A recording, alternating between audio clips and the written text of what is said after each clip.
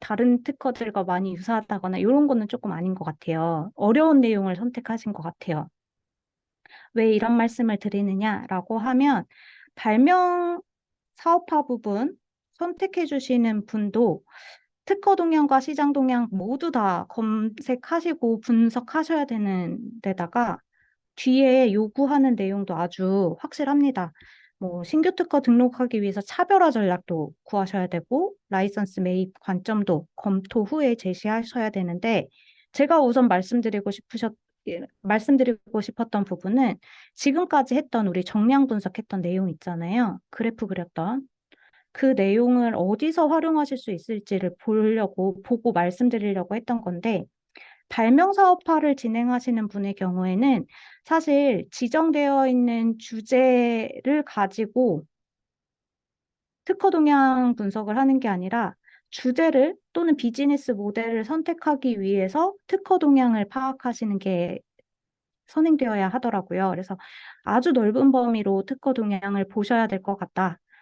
그리고 구체적으로 특허 동향이라고 했지 정량 분석, 정성 분석을 제시하시오는 아니었어요. 문제 안에. 근데 보면요. 넓은 범위라고 말씀드렸잖아요. 비즈니스 모델을 설정하기 위해서 어떤 사업화 주제, 세부 주제를 선정하기 위해서 정량 분석을 했는지가 중요하기 때문에 지금까지 진행했던 정량 분석, 넓은 범위의 정량 분석 데이터는 대부분 다 사용하실 수 있을 것 같아요.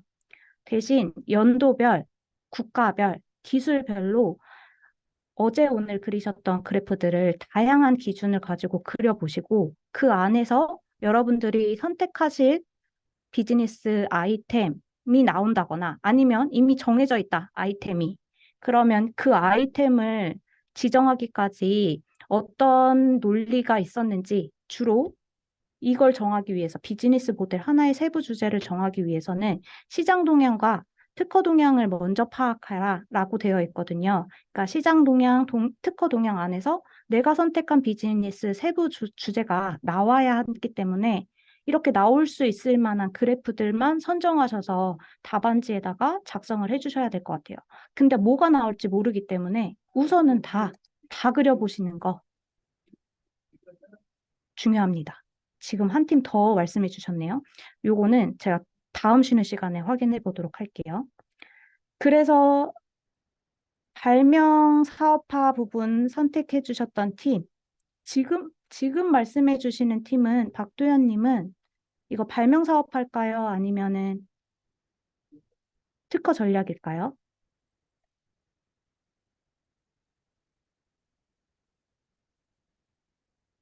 특허 전략이요? 네. 그리고 정진영 님이 주신 것도 제가 지금은 바로 확인하기가 좀 어려워서요.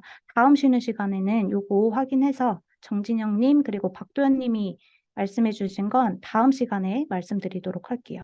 우선은 이전에 주셨던 발명사업화 부분, 리완천 님이 적어주셨던 내용에서는 정량 분석 전체적으로 다 그려보셔야 된다. 그리고 관점도 국가별로, 기술별로 또는 출원인별로 그려본다거나 관점을 달리해서 모든 그래프들을 한 번씩 다 그려보시고 그 안에서 여러분들이 말하실 수 있는 중요한 내용을 담고 있는 것들 선택해 주시면 되겠고요. 그 다음에 황상균 님이 말씀해 주셨던 특허 전략과 관련된 문제에서는 아예 문제 안에 들어가 있습니다. 특허에 대해서 주요 업체별로, 국가별로 특허 동향을 제시하시오라고 되어 있죠. 이거 다 정량 분석, 그리고 뒤쪽에서 기재될 핵심 특허 발굴하는 거, 요거 정성 분석의 내용 모두 다 들어가는 겁니다. 그래서 주요 업체별, 국가별 정량 분석은 모두 다 그려보셔야 한다. 여기도 기술 트리에 따라서 조사되어 있던 거니까 기술 분류하신 거 기준으로도 또 한 번 그려보셔야 합니다. 빠뜨릴 거 전혀 없는 것 같아요. 두 분 모두 다 정량 분석 우리가 그려봤던 거는 모두 다 그려야 한다. 기준이고요. 여기까지 제가 우선 쉬는 시간에 확인했던 거 말씀드렸고, 그리고 나서 다음에 소개해드릴 내용은 특허 분석 지표인데요. 사실 이 지표는 CPU를 진행할 때에는 좀 애매합니다. 작년 같은 경우에는 이런 지표 관련된 정보 다 제외하라, 뭐 이렇게 기준이 나와 있기도 했었는데, 문제마다. 이번에는 그런 문제를 아직 본 적은 없는 것 같아요. 그리고 네, 활용하시려면 하실 수 있을 것 같은 부분이 있기는 있습니다. 그래서 이것도 우선은 잘 들어보시고 우리 보고서 안에 들어갈 수 있는 내용인지 판단해 보시면 좋을 것 같아요. 지표라고 하면요, 정량 분석과 정성 분석의 사이일 수 있을 것 같아요. 뭐 딱 정량 분석이다, 딱 정성 분석이다라고 말할 수가 없는 게 지표 주로 이런 것들 보거든요. 양적인 측면을 볼 수 있는 지표가 있고요. 질적인 측면을 볼 수 있는 지표가 들어가 있습니다. 양적인 측면의 지표라고 하면 가장 단순하고 가장 중요하게 우리가 많이 봤던 거, 특허 건수, 그냥 건수 자체도 지표로 볼 수 있습니다. 이거 보면 뭘 알 수 있느냐? 특허 건수가 많다는 거, 당연히 특허 활동이 활발하다는 거 보여주는 거죠. 이렇게 특허의 활동, 연구 개발 활동이 특허 건수로 읽혀집니다. 활발한지 활발하지 않은지.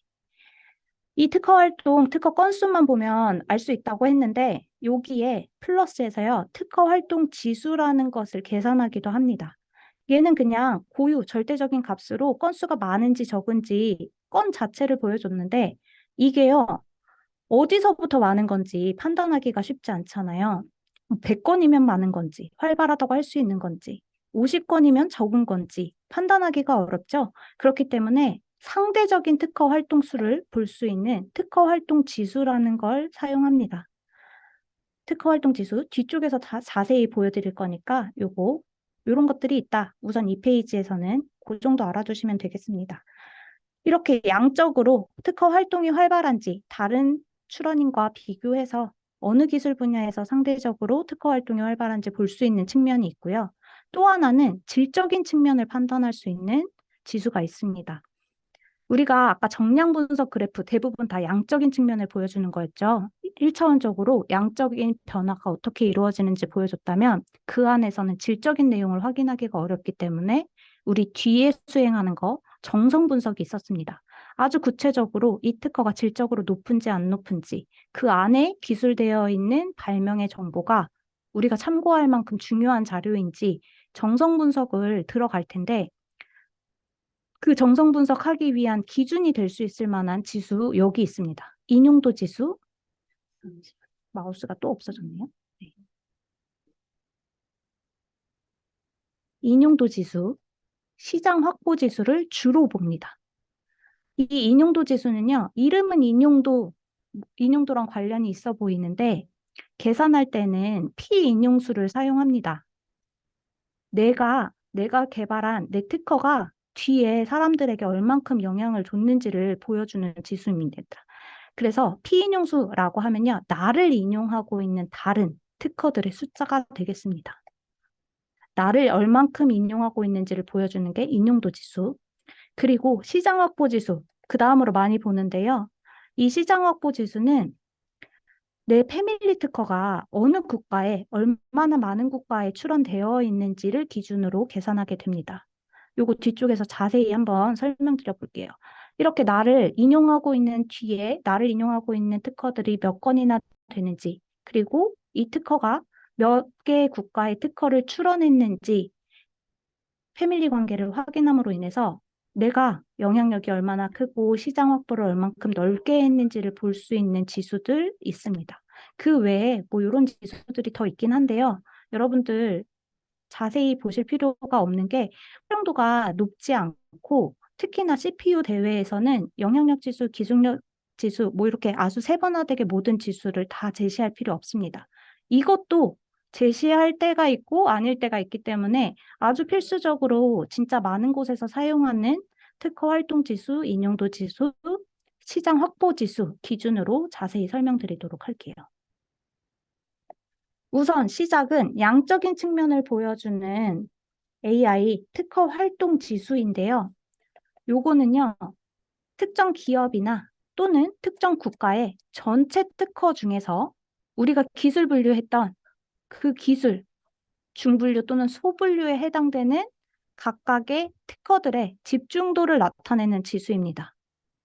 애매하죠? 이거 설명만으로는 이게 무슨 말이야 싶으실 수도 있는데 볼까요? 계산하는 방법 보시면 아래쪽으로 저는 마우스가 자꾸 사라지네요. 여기 있네. 네. 분모에는요. 분모 먼저 볼게요.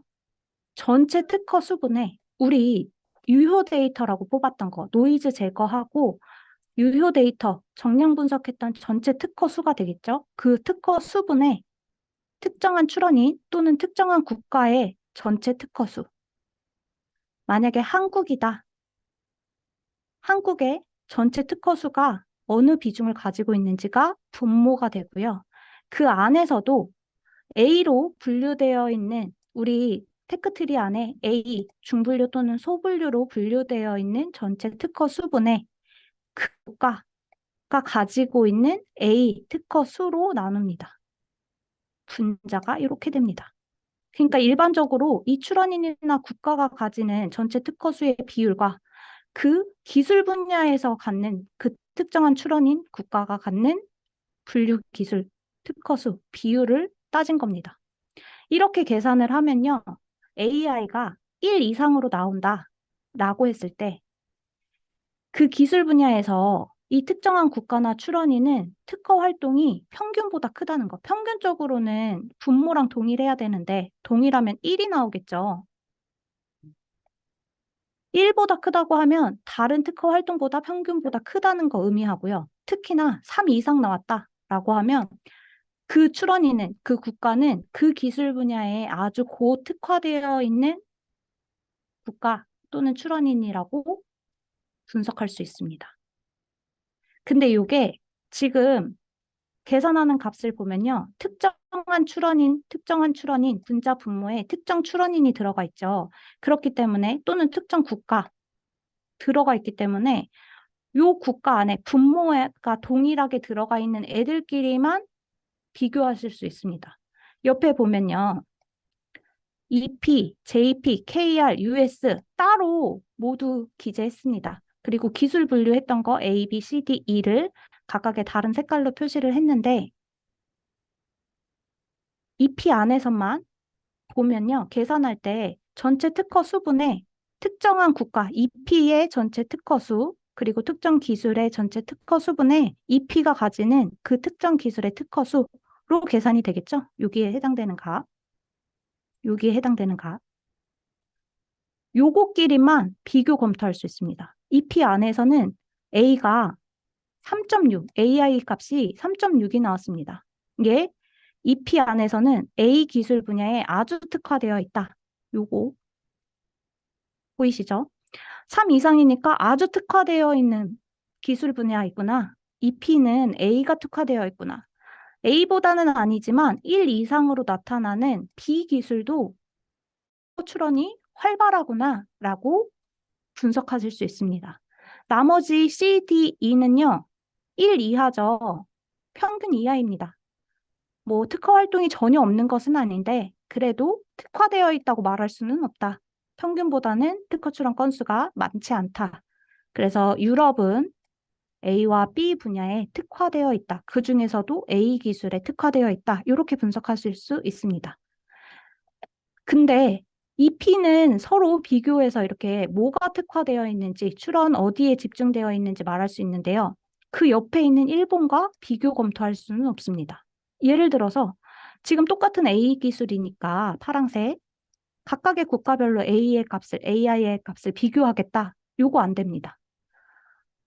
A 기술 EP는 3.6이고 JP 0.2, KR 2.5니까 제일 특화되어 있는 거 EP네요. 이렇게 안 된다는 겁니다. EP는 EP끼리, JP는 JP끼리 요 안에서만 검토하실 수 있다. 이 값이요. 지금 분모도 분자도 다 비율로 계산하고 있기 때문에 이 값이 크다고 또는 작다고 해서 특허 출원 건수가 많고 적고를 판단하기도 어렵습니다. 그렇죠? 이해되시죠? 요거 내용은 여기 들어가 있습니다. AI 값이 크다고 해서 양적으로 특허 건수가 많다는 것을 의미하는 거 아니고요. 비율 값이니까.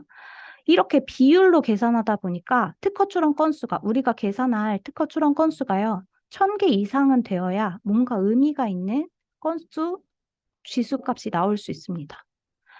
여러분들이 가지고 있는 유효 데이터의 건이 너무 작다, 1000건 미만이다라고 하면요. 사실 정량 분석 그래프도 그렇고 지수 그래프도 의미 있는 값을 찾기가 참 어렵습니다. 그래서 건수가 어느 정도 되시는 분이 정성 분석하기 전에 지수를 이렇게 계산하는 거고요. 우리 건 너무 작다라고 할 때는 요거 패스하셔도 좋습니다. 아무튼 AI가 이해가 되셨나요? 요거 사실 그래프로 그리는 실습도 진행하려고 했는데요. 요거 말씀드렸다시피 실제로 여러분들이 계산하는 것보다 더 좋은 방법이 있기 때문에 제가 실습 어떻게 하는지는 우선 소개는 해드리고 엑셀 파일로는 아니고 그냥 화면으로 소개해드리고요. 실제로 여러분들이 활용하실 수 있는 부분은 뭐가 있는지 네, 보여드리도록 할게요. 우선 이렇게 특허 활동 지수는 이런 의미를 가진다는 거 보여드렸고요. 그 다음에 보는 거 시장 확보 지수입니다. 이거 PFS라고 해서요. 패밀리 사이즈를 봅니다. 특허의 패밀리 사이즈. 여러분들 특허는요. 속지주의 원칙을 따릅니다. 제가 발명한 기술에 대해서 한국특허청에 출원해서 등록받았어요. 저 이제 독점할 수 있는 권리 생겼잖아요. 그 발명한 내용 가지고 한국에서 사업 시작합니다. 문제 없죠? 잘 되죠? 잘 되니까요. 이 기술 가지고, 이 제품 가지고 미국, 일본 가서도 사업을 확장하려고 합니다. 괜찮을까요? 안 됩니다. 특허 속지주의라고 했잖아요. 저는 한국에서 출원해서 한국에서 등록을 받았기 때문에 저의 권리 범위는 한국으로 한정되어 있습니다. 제가 미국에서 또는 일본에서 나의 독점권, 권리 행사하고 싶다라고 하면요. 동일한 발명에 대한 내용이더라도 미국 또는 일본 각국 특허청에다가 출원하고요. 그 국가 심사관으로부터 심사를 받아 등록이 되었을 때 그 국가에 속하는 권리가 생기는 겁니다. 그렇기 때문에 하나의 발명에 대해서 여러 개의 국가에 권리 행사하고 싶다라고 할 때는 국가마다 출원 진행하겠죠. 그리고 심사 받겠죠. 이렇게 각 국가, 하나의 발명에 대해서 각 국가마다 출원되어 있는 특허들, 그걸 패밀리 특허라고 합니다. 이 패밀리 특허요. 그 국가에서 내가 특허 출원해서 등록받은 그 국가에서 상업적인 이익이다. 아니면 우리가 거기에서 특허 가지고 실제로 제품 판매하지 않더라도 나의 경쟁사가 거기에서 판매하고 있다. 또는 거기에 제조 공장이 있다라고 할 때 나랑 직접적으로 관련 있는 경쟁 관계에 있는 회사들이 거기에 시장을 형성하고 있을 때 그런 곳을 타겟으로 특허 출원합니다.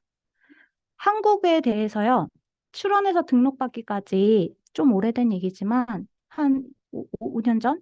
너무 오래된가요? 5년 전에는 한국에서 특허 출원해서 등록받기까지 약 한 300만 원 정도 비용이 들었습니다. 그리고 그 비용 그냥 끝나는 게 아니고요. 등록 유지하는 기간, 해마다 또 비용이 발생합니다. 그러면 300만 원 이상의 비용이 들어야 저의 권리가 유지되는 거예요. 근데 한국에서 300만 원이었는데 미국이나 다른 국가로 가면요. 1000만 원 이상 듭니다. 하나 출원하는데. 이렇게 동일한 발명에 대해서 여러 국가에 특허 출원한다라고 하면 비용이 어마어마하죠. 비용도 비용이지만 시간도 그리고 이게 들어가는 인력도 많이 필요하기 때문에 기업에서는 사실 진짜 상업적인 이익이 또는 내가 그 국가에서 다른 경쟁사와 특허 분쟁이 있을 가능성이 있을 때에만 해외 특허 출원합니다. 이 출원 비용을 생각하고라도 이익이 있어야 그 국가에 특허 출원하기 때문에 패밀리 특허가 어디에 출원되어 있는지를 확인하는 게 참 중요한 요소입니다. 아, 패밀리 특허 수가 많다라고 하면 이 출원인이 이 기술, 이 국가들, 패밀리 출원한 국가들에서는 상업적 이익이 발생할 수 있다고 생각하는구나. 이렇게 볼 수 있죠. 이 제품에 대해서 어디 시장을 타겟으로 하고 있구나. 이런 것들 판단해 볼 수 있는 게 패밀리 특허 국가가 되겠고요. 이거를 하나의 지표로 지금 계산한 겁니다. 이거 그냥 패밀리 특허 수가 아니라 패밀리 특정 주체의 평균 패밀리 특허 수가 아니라 국가 수입니다. 아이고, 마우스 움직임이 좀 끊기네요.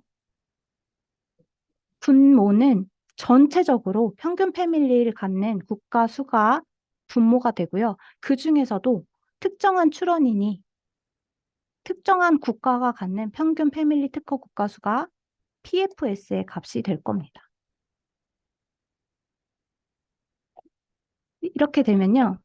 이런 그래프 그려질 겁니다. 출원인의 국적별로 지금 요거는 PFS 값을 계산한 건데 여러분들은 출원인의 국적값이 아니라 출원인별로도 계산하실 수 있겠죠. 그러면 전체적으로는 평균 패밀리 국가수가 몇인데 그 중에서 특정한 주체가 가지는 평균 패밀리 국가수는 몇인지 계산하시면 PFS 값은 이렇게 막대형 그래프로 표시가 됐고요. 거기에 플러스해서 출원 건수도 같이 보여줍니다. 왜 이렇게 했느냐? PFS 값이 크면 뭔가요? 이 특허 시장성이 크다고 판단되는 겁니다. 그쵸? 시장 확보 많이 했구나 라고 판단되는데 PFS 값만 보는 게 아니라 출원 건수도 같이 봐야 하기 때문에 출원 건수를 이렇게 꺾은 선형으로 그린 겁니다. US는요, PFS 값도 높고 출원 건수도 어느 정도 가지고 있습니다. 그래서 이 출원 건수마다 특허 출원 이렇게 많이 하고 있으면 얘 당연히 시장 확보 많이 했다라고 볼 수 있는데요. 다른 거 볼까요? 영국이나 이탈리아, 뭐 다른 유럽의 국가들 보니까요. PFS 값은 한국이나 일본보다 매우 높습니다. 높게 나타나죠. 근데 막상 보니까 출원 건수는 5건이면, 5건이 뭔가요? 아주 바닥이에요. 한두 건, 뭐 열 몇 건, 이렇게 됩니다. 그러면 실제로 특허 출원 건수가 몇 건 없기 때문에 이 출원, 몇 개 없는 출원 건이 많은 국가에 출원했다고 해도 시장을 확보하고 있는 범위가 그렇게 크지 않다라고 보는 거고요. 한국, 일본은 PFS 값은 많이 크지는 않지만 그래도 출원 건수가 많다라고 하면 어느 정도 시장을 확보하고 있구나. 이렇게 유추해 보실 수 있는 겁니다. 출원 건수랑 시장 확보 지수 계산한 값을 그래프로 그려서 보여주기도 하고요. 우리 뒤쪽에서 보게 되는 이 인용도 지수와 시장 확보 지수는 묶어서 하나의 그래프로 보여주기도 합니다. 그래서 요거 의미를 먼저 잘 파악해 주시는 거 중요합니다. 아, 이거 패밀리 평균 국가 수분의 특정 주체가 가지는 평균 패밀리 국가 수구나. 시장을 얼만큼 크게 가지고 있는지, 어느 시장을 타겟으로 했는지 이런 것들을 판단할 수 있겠구나. 알아두시면 되겠고요. 그 다음 지수, 인용도 지수입니다. 이 인용도 지수, 아까 소개해드렸던 것처럼 내가 가지고 있는 특허 건수를 나를 피인용하고 있는 특허 건수로 나눠줬습니다. 아니죠. 제가 잘못 말씀드렸죠. 나를 인용하고 있는 피인용 수를 특허 건수, 전체 특허 건수로 나눠준 겁니다. 이거 왜 이렇게 했느냐? 인용과 피인용의 관계를 잘 알고 계셔야 되는데요. 우리 레포트 쓸 때, 레포트를 쓰면서 여러분들이 작성하시면서 참고했던 자료들, 레퍼런스가 레포트의 제일 마지막 장에다 쭉 리스트 정리해서 추가하시잖아요. 이거와 유사합니다. 특허도요, 출원할 당시에 내가 이미 알고 있는 이전에 유사한 특허들, 나 이런 특허들 참고했습니다라고 미리 심사관에게 신고합니다. 특허 출원서에다가 기재하기도 합니다. 이렇게 기재하고 출원하면요, 내가 참고했다는 그 문헌이 인용 문헌, 백워드가 될 거고요. 그 뒤로 나를 참고했다라고 출원 명세서에 나를 내 특허의 번호를 쓰고 있는 사람들이 피인용 문헌이 될 겁니다. 포워드. 여기까지는 이해되셨죠? 내가 인용하고 있는 거 백워드, 나를 인용하고 있는 거 포워드 될 건데 우리나라도 사실 인용, 피인용 문헌들 다 찾으실 수 있거든요. 근데 미국에서는 여기에 플러스 이거 미국 특허, 미국 등록 특허 대상으로 분석한다고 했는데, 왜냐? 미국에서는요, 내가 알고 있는 특허, 그리고 심사관이 나를 인용할 때 참고했던 특허들 다 무조건 모두 다 인용 문헌, 피인용 문헌으로 신고하지 않으면 안 됩니다. 내가 이미 알고 있었던 선행 문헌이 있는데 심사관에게 내가 알고 있다는 걸 알리지 않았다. 내가 알고 있는 특허들이 무엇인지 알리지 않았다라고 하면요. 혹시 심사관이 모르고 등록을 줬다가도 나의 권리 뒤쪽에서 무효화될 수 있습니다. 그럼 내가 알고 있었는지 모르고 있었는지 어떻게 하나요? 심사관이 내가 알고 있었는지 어떻게 알아요? 라고 생각하실 수 있는데요. 우리 아까 패밀리 특허, 이거 각 국가마다 동일한 발명에 대해서 권리 확보하기 위해 여러 국가에 특허 출원한다고 했죠. 내가 기존에 알고 있었던 거, 명세서에 썼던 거 말고도 각 국가마다 각 국가의 심사관들이 내 특허를 심사하면서 선행문헌으로 찾았던 유사한 문헌이라고 제시했던 문헌들이 생깁니다. 그 문헌들을요, 다 미국 말고 일본, 중국에서 심사받고 있는 도중인데 미국에서는 심사관이 찾지 못했던 선행문헌을 일본과 중국에서 찾아서 나한테 알려줬다라고 하면 그 정보가 다 기록되고 있습니다. 근데 내가 뒤에 그 사람들에게 받은 정보, 미국 심사관에게 다시 알려주지 않으면 그것도 기록으로 남겠죠. 알려주지 않은 것도. 요걸 기준으로 특허 무효 사유가 되기도 하기 때문에 미국 특허 안에는 이런 정보들을 다 신고합니다. 출원인들이 나중에 무효되지 않기 위해서 내가 알고 있는 거 정보 다 주고요. 다른 특허들 심사 받을 때 알게 됐던 중간에 추후에 알게 됐던 특허들도 다 미국 심사관에게 보여주고 알려줍니다. 신고합니다. 그렇기 때문에 다른 어떤 국가의 인용, 피인용 특허들보다도 미국 등록 특허 안에는 인용과 피인용 관계의 특허들이 다 들어가 있다. 패밀리 특허에 포함되어 있는 인용 문헌, 피인용 문헌들이 모두 다 포함되어 있다라고 보고요. 그래서 피인용도 지수를 계산할 때에는 CPP를 계산할 때에는 미국 등록 특허를 대상으로 분석하게 됩니다. 이해되시죠? 혹시 이거 너무 어려우실까요? 네. 이해되셨을 것 같아요. 그죠? 그렇기 때문에 요거 미국 등록 특허를 대상으로 분석한다. 피인용도를 계산하는 값은 특허 건수분의 피인용 수다. 요 값이 클수록 나를 인용하고 있는 사람들이 많은 거잖아요. 한 건당, 한 출원건당 나를 인용하고 있는 피인용 특허들이 많다는 거. 내가 그 기술 분야에 기술적으로 영향력이 크다. 나 중요한 기술 내용 내가 가지고 있다. 권리 가지고 있다라는 걸 의미하고요. 이거 많이 인용될수록 당연히 특허권자는 다른 사람보다 경쟁에서 유리한 위치를 얻을 수 있다. 질과 기술적으로 영향력이 크다라고 볼 수 있는 겁니다. 요 CPP 값만 가지고도 계산하기도 하지만 이거를 CPP랑 PFS를 같이 보기도 합니다. 이렇게요. 지금 Y축은 CPP 값이고요. X축은 시장 확보력 지수 PFS 값입니다. 이렇게 보면요. 얘는 미국 등록 특허를 기준으로 계산한다라고 말씀드렸죠. 그렇기 때문에 당연히 PFS도 같은 기준을 적용하기 위해서 미국 등록 특허를 기준으로 PFS 값을 계산해 주셔야 합니다. 이렇게 계산했을 때 시장 확보력 지수도 높고 CPP의 값도 큰 미국 질적으로 시장 확보도 가장 잘하고 있는 강한 특허를 보유하고 있는 거. 여러 개 국가의 패밀리 특허 수 가지고 있으면서 기술력도 강한 특허를 보유하고 있는 이런 내용들을 분석하실 수 있는 겁니다. 여기에 해당되는 게 최악이겠죠? 이 안에서는 시장 확보도 많이 못했고요. CPP 영향력도 그렇게 크지 않은 거. 여기가 될 겁니다. 만약에 여러분들이 이렇게 분석을 하셨다, CPP 값과 PFS 값을 구하셨다라고 하면 이 안에서 말하고 싶은 거는 그래서 영향력이 높은 특허를 가지고 있는 국가나 주요 출원인은 누구인지, 시장 확보 많이 하고 있는 사람은 누구인지 찾아낸 다음에 그 다음에는 이 사람들을 타겟으로 정성 분석으로 이어가시면 스토리가 연결이 됩니다.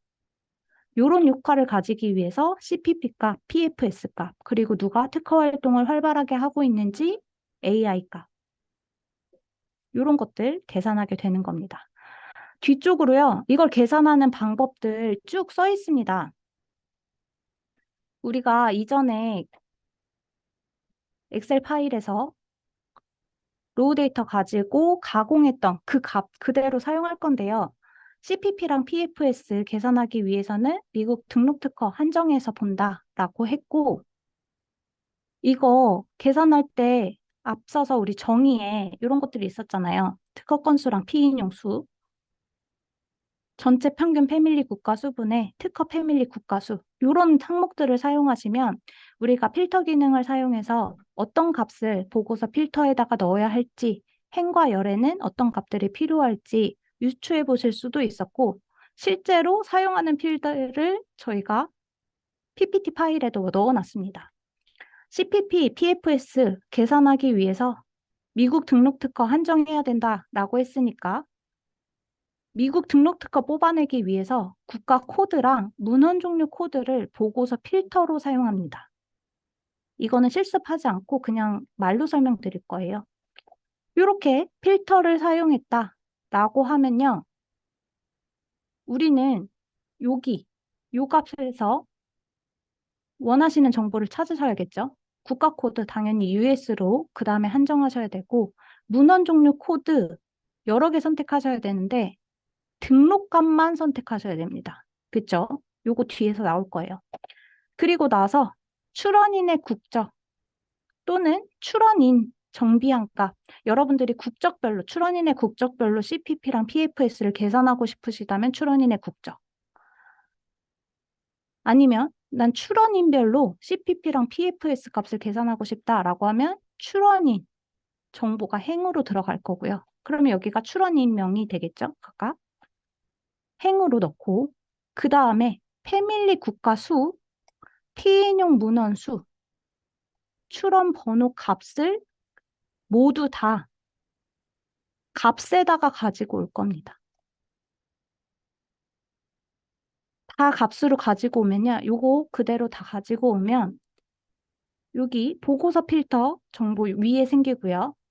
그리고 행에는 여러분들이 출원인의 국적을 선택하셨으면 행의 정보, 국적 정보, 출원인 정보 선택하셨으면 출원인 명이 나올 겁니다. 그리고 나서 각각의 값들, 우리가 보고자 했던 값들, 요것들이 생기겠죠? 이렇게. 근데 여기서 주의하셔야 하는 거 요겁니다. 패밀리 국가 수는요, 그냥 값이 아니라 평균 값을 가지고 왔어야 돼요. 그리고 피인용 문헌 수는 개수나 평균 값이 아니라 합계를 가져와야 되고요. 출원 번호는 개수. 요거는 이전에 했던 거 그대로입니다. 개수값. 요거 설정 각각 다 해주셔야 되는데 어떻게 하느냐? 요거 필드에다가 값에다가 요 값들을 넣고 나서 여기 클릭합니다. 우클릭 하시면요. 원하시는 정보 위에다가 우클릭하면 값 요약 기준 정하실 수 있습니다. 여기에서 패밀리 국가수는 평균으로 선택한다. 피인용 문헌수는 합계로 선택한다. 출원 번호는 개수로 선택한다. 요거 선택해 주시면 됩니다. 이렇게 선택해 주신 다음에 값을 이제 계산해야겠죠. 우리 지금 가지고 온 값, 이렇게 네 가지가 될 텐, 세 가지가 아니죠. 네 가지죠. 출원인 국적, 평균 패밀리 국가 수, 출원 건수 가지고 PFS 값 계산합니다. 국적, 피인용 문헌수, 출원 건수 가지고 CPP 값 계산해 줍니다. 출원 건수를 예를 들어서 얘는 125건을 6,461건으로 나눠주면 CPP 값 되고요. 얘 전체 평균 패밀리 국가 수다라고 하면 이거 평균 패밀리 국가 수 제일 아래쪽에다가 전체 평균 패밀리 국가수 하나 잡아 놓습니다. 그리고 나서 그 값과 요 값을 나눠주시면 됩니다. 그러면 PFS 값. 이렇게 계산을 해주신 다음에 그래프를 그리시면 되는 건데, 이거 왜 말로만 이렇게 설명하느냐라고 하면요. 사용 빈도는 그렇게 높지 않거든요. 여러분들이 이거 지수 계산하실 일이 거의 없으실 텐데, 계산하는 방법과 그리는 방법이 복잡합니다. 이거 하는데 시간 꽤 오래 걸려요. 이걸 한 번에 해결하실 수 있는 게 윈텔립스에 있습니다. 여러분들 분석하실 때 윈텔립스 아이디 받으셨잖아요. 분석하실 때요. 여러분들이 검색하고 스텝 검색을 통해서 여러분들이 원하시는 조건들 막 스텝 쌓아서 검색해 보신 다음에 일정한 값의 조건을 가지고 로우 데이터를 확보한다. 요거 흐름을 전체적으로 말씀드릴게요. 요 값을 가지고 난 이걸로 로우 데이터를 확보하겠다라고 판단이 되시면 이거 그대로 마이 폴더에 담으시겠죠? 마이 폴더에 담아서 노이즈 제거해 줍니다. 어떻게? 이지뷰어 보시면서 또는 비교 보기 하면서 각각의 기술 내용 파악하신 다음에 내가 이거 실제로 유효한 데이터로 쓸 건지 노이즈라서 제외할 건지 판단하실 수 있겠죠. 판단해 보시면서 이거 유효권이야? 그러면 플래그 폴더 선택해서 다시 한번 유효권을 담는 곳에다가 넣어줍니다. 마이 폴더 기능이나 이지뷰어 비교 보기 기능을 사용해서 노이즈 제거하고 기술 분류한다. 분류가 다 끝난 내용 마이 폴더로 담고 계시겠죠? 그 내용 마이 폴더 안에 예를 들어서 저는 이걸로 그냥 예시를 들게요. 다 노이즈 제거하고 기술 분류 끝난 마이 폴더 하나 있다라고 하면요. 여기서요. 최대권 선택해 줍니다. 최대권 선택하신 다음에 스마트 클라우드 들어갑니다.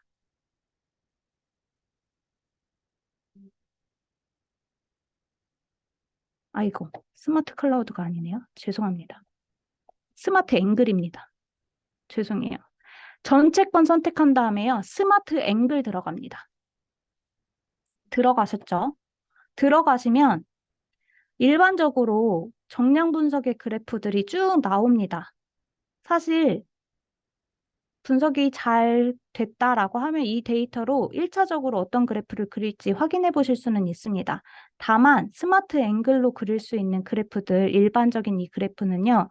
뭐 국가별로, 뭐 출원인별로 분석이 가능하기는 한데 한 가지 단점, 얘네는 아직 기술 분류한 값을 반영하지는 못해요. 기술 분류별로 분석한 그래프는 없습니다. 그러니까 출원인별로 또는 국가별로 보고 싶다라고 하는 데이터들은 여기서 우선 스마트 앵글 가지고 이런 그래프가 나오겠구나 판단해 보시면 되겠고요. 혹시 이거 그대로 사용하고 싶다라고 하면 이미지를 저장하실 수도 있는데 각각의 그래프들, 차트 이미지를 저장해서 보고서로 사용하실 수도 있는데 이러면 윈텔립스 사용하시는 분들 다 똑같은 그래프일 거 아니에요. 얘 윈텔립스 썼구나. 그래프 안 그리고 그냥 갖다 붙였네 라고 생각하실 수도 있기 때문에 그리고 여러분들이 원하시는 그 데이터로 꼭 나온다는 보장이 없기 때문에 이미지 파일보다는 만약에 엑셀로 다운로드 받아서 원하시는 조건의 색깔이나 아니면 사이즈나 이런 것들 아니면 데이터 레이블을 추가한 값이나 이런 것들을 넣고 싶다. 엑셀로 다운로드 받은 요 값을 활용해 보실 수도 있습니다.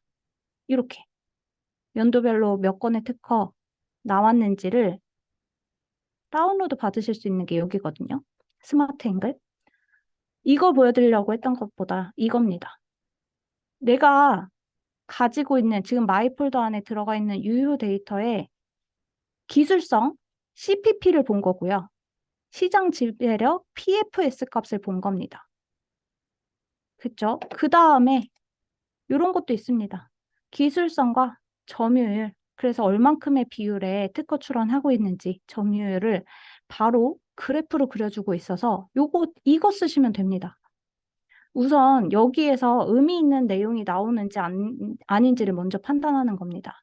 대부분은 여러분들이 정량 분석하시고 정성 분석하시기 전에 정성 분석에서 사용될 수 있는 데이터가 뭐가 있을지 정하시면서 주로 봐야 되는 게 CPP 값, PFS 값인데 그걸 꼭 그래프로 그리지 않고 보고서에 사용 안 할 수도 있으니까 그리지 않고 미리 본 다음에 그 다음에 이거 꼭 필요하다 싶으시면 이미지 저장하거나 차트에 사용하실 수 있는 엑셀 다운로드 받아서 그리시면 된다. 특허 활동 지수도 여기 있죠. 1을 기준으로 위로 아주 특화되어 있는 기술들 바로 보여줍니다. 얘를 가지고 여러분들이 판단해 보시고 이 데이터 써야겠다라고 하시면 말씀드린 것처럼 이미지 저장이나 아니면 엑셀 다운로드 한다. 보시면 되겠습니다.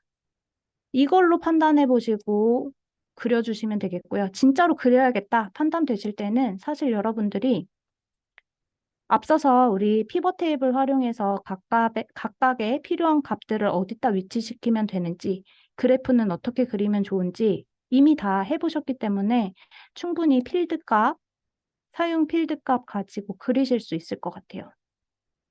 혹시, 나 진짜 그려야 되는데 PPT 파일로는 뭔지 모르겠어요. 모르시겠다, 못 그리겠다라고 하시면요. 그때 저희한테 메일 주시면 됩니다.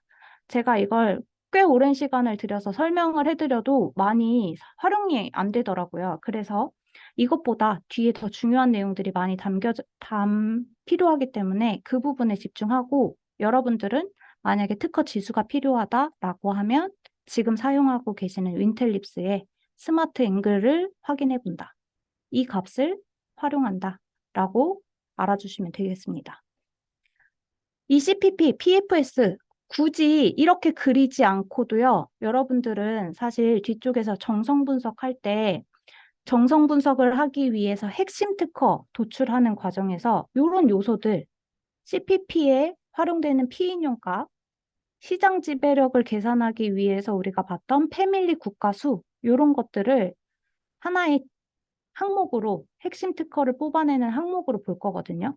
거기에서도 동일한 내용이 중복돼서 나오기 때문에 얘를 사용하는 경우, 보고서에 얘를 사용하는 경우 거의 없다라고 봐주시면 되겠습니다.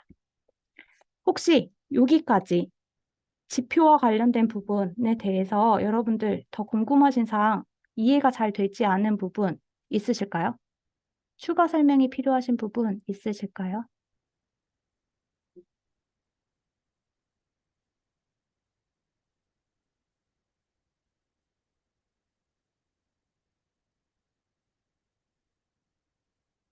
없으신가요? 다들 말씀이 없으시네요. 음, 네. 특별히 질문 사항 없으시면요. 요거 한 가지 더 여쭤볼게요. 저희가 어제는 1시부터 2시까지 점심시간을 가졌는데요. 혹시 그때까진 너무 배고파서 안 되겠어요 하시는 분, 12시에 점심 식사 했으면 좋겠어요 하시는 분 계실까요? 제가 오늘 오전, 오후 다 강의하기 때문에 내용 살 수 있어서요. 혹시 여러분들이 12시에 점심시간이 편하다라고 하시면 지금부터 점심시간 가지고 오후에 1시부터 쭉 강의 연강할 거고요. 만약에 저희는 다 괜찮아요. 1시부터도 좋았습니다라고 하시면 네, 동일하게 1시간 더 하고 진행하고 1시부터 오후 강의 2시부터 오후 강의 시작해 보도록 하겠습니다. 여러분들 어떤 게 더 편하신가요? 12시 점심 먹었으면 좋겠습니다 하시는 분들 얼마나 계시는지 한번 확인 좀 해볼게요. 많지 않으시면 그냥 동일하게 지금 바로 쉬는 시간 잠깐만 갖고 강의 시작할 겁니다. 12시에 식사 어떠신가요? 좋으신 분, 12시에 식사하고 싶으신 분 계시면 네, 채팅창에 의견 한 번만 남겨주세요. 혹시 나의 의견 보이는 거 싫다? DM 보내주셔도 됩니다.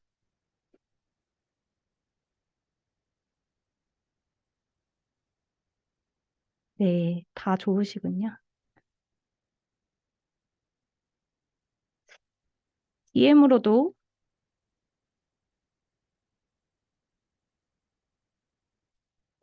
막상 막 할까요? 아, 그러시군요. DM 주신 분들 중에는 1시가 더 좋겠다 하시는 분들이 많으셔서요. 그러면 우리 잠깐 쉬는 시간 가지고 12시부터 다시 강의 한번 하고 어제랑 동일하게 1시부터 2시 사이에 점심시간 갖겠습니다. 지금부터 12시까지 쉬는 시간 갖겠습니다. 쉬는 시간 동안에는 여러분들 이해 잘 되지 않으셨던 부분에 대해서 질문사항 남겨주시면 되겠고요. 우리 12시부터 다시 강의 시작합니다. 네.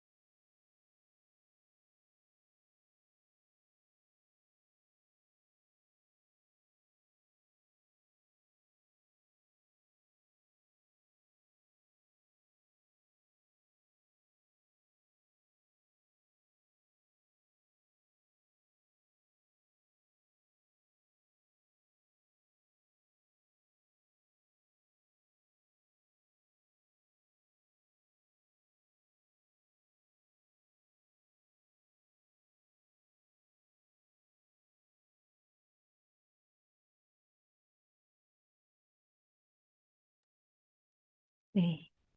아직 쉬는 시간인데요. 아까 정진영님 저한테 DM으로 보내주셨던 문의사항에 대해서 먼저 답변 드리도록 할게요. 선택하신 문제에서 2번, 3번은 정성 분석에서 나올 수 있는 내용이 맞습니다. 1번에 이미 기재되어 있는 게 기술별로, 업체별로, 국가별 특허 동향 파악하라 라고 되어 있잖아요. 이렇게 파악하신 다음에 구체적으로 여러분들이 뭔가 유리한 방법, 기술 내용들을 선정한 다음에 그 이유를 설명해야 할 때 기본이 되는 내용들이 선정하신 기술이 만약에 하나의 핵심 특허, 정성 분석할 수 있는 내용으로 선택하신 특허들이 있다라고 하면 2번부터 당연히 정성 분석으로 네, 답안지를 써주시면 될 것 같아요. 그래서 1번에서는 정량 분석, 그리고 나서 이 안에서 여러분들이 정성 분석하실 사항들은 앞으로 채택할 유리한 기술에 대한 정보가 될 것 같고요. 그게 정성 분석에 들어갈 겁니다. 그리고 말씀하셨던 것처럼 문제에 제시되어 있는 기술 분류, 요거요. 그대로 다 꼭 쓰셔야 되는 거 아닙니다. 문제에도 나와 있죠.